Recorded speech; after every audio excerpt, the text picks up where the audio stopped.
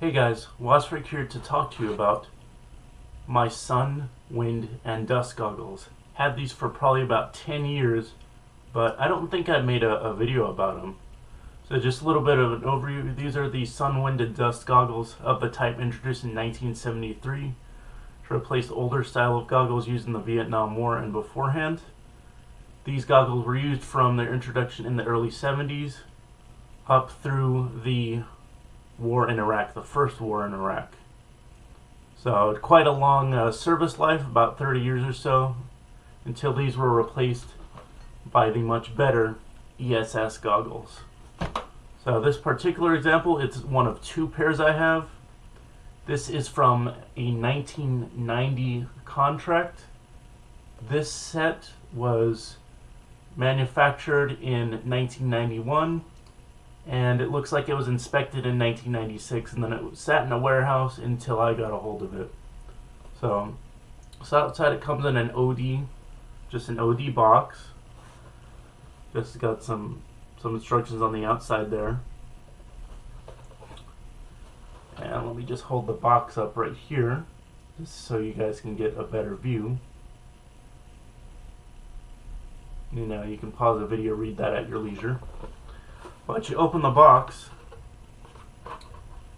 and there you have your sun, wind, and dust goggles in a plastic bag secured with a little tie. So you just open up your bag, and then you have your goggles. Now, underneath the goggles, there's going to be a protective sleeve and a spare lens, usually the smoke-colored lens.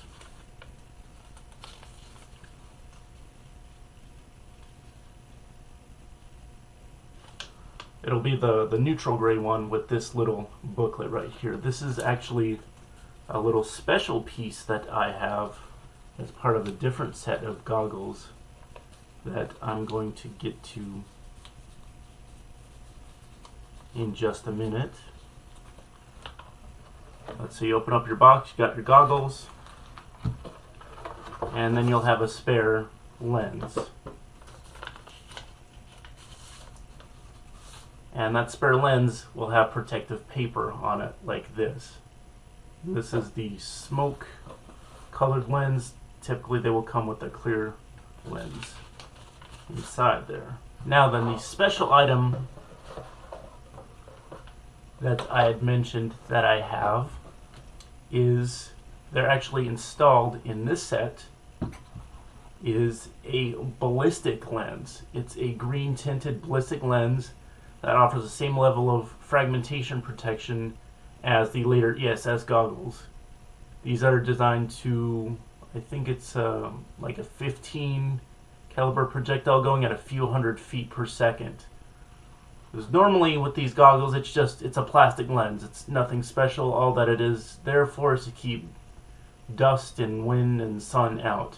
But that special lens, it's made of like a polycarbonate high impact plastic. So, you know, it offers the eye protection just like the fancy Oakleys or the later ESS goggles. Now, all you have to do to swap out lenses on these, there's these two buttons right here. All you have to do is unbutton them, and then the lens just comes out the front. So very easy, very quick, quicker than the ESS goggles. Now, going around the goggles, on the back it's got a foam piece to go up against your face. It's pretty comfy, but the big problem with these goggles versus the ESS goggles is that I can't really seem to get these to form a seal around my face. If you're wearing this, you're going to have to wear like a dust mask or something over your nose underneath them to prevent stuff from getting in. So on the top it's good, but on the bottom, especially around the nose and these areas, it doesn't conform well to the face. It's got an elastic band here, a standard elastic, adjustable on the sides, and it's got some what looks like venting on the top here. And then it has goggles, sun, wind, and dust, 1974, right here. So I think I said earlier these were introduced in 1973. These were actually introduced in 1974. So typically The way that you'll see the goggles worn is that they'll be stretched over a helmet, be it the M1 helmet, a CVC helmet, or the PAHGT helmet on top until ready for use.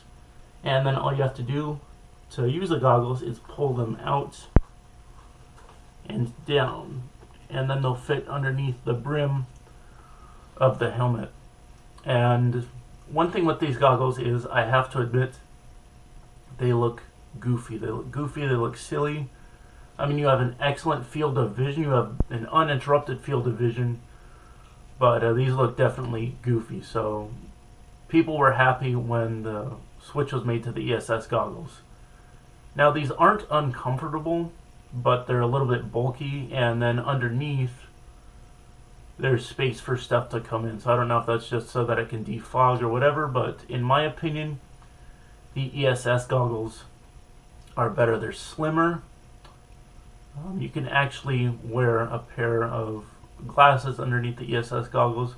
With these, interestingly enough, with the clear lenses, you can actually fit the old style pair of US military sunglasses underneath these. I'll put up a picture of those in just a second, but now these are kind of bulky. You really have to stuff them underneath the rim of the helmet, and it's versus the slimmer ESS goggles where there's definitely some room.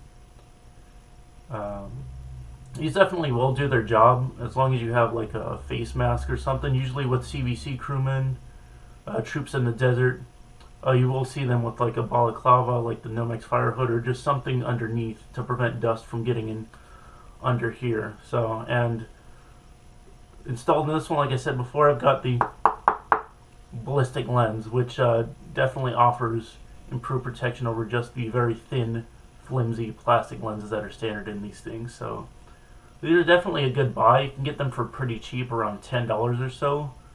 The ballistic lenses, though, they're going to be probably like $8 or so on their own. Interesting story. The other pair of goggles that I have here, the pair that I still have sealed, much to my shock and joy, instead of coming with the spare smoke lens set, just the flimsy plastic one,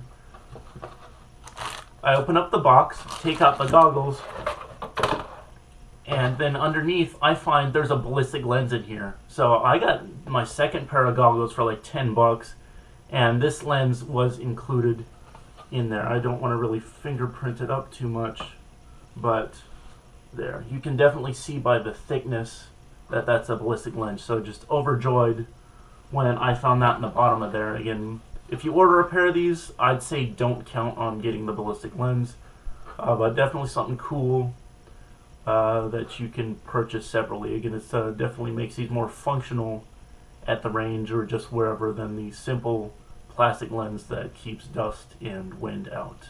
So now, I can't believe I hadn't made a video about this, but glad I did it. Hope you guys like it. Make sure to like, comment, subscribe, and share.